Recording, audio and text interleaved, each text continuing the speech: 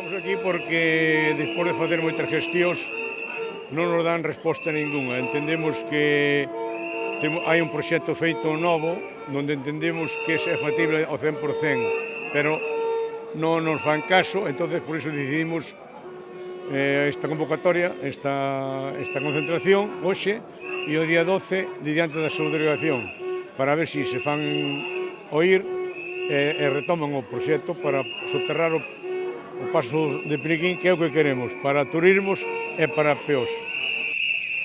Non se renden nin queren dar a batalla por perdida. Os veciños e veciñas do Peliquín decidiron levar esta mañá a súa protesta ás portas do Concello. Era o propio alcalde, Gonzalo Pérez Jácome, quen expulsaba a unha das veciñas.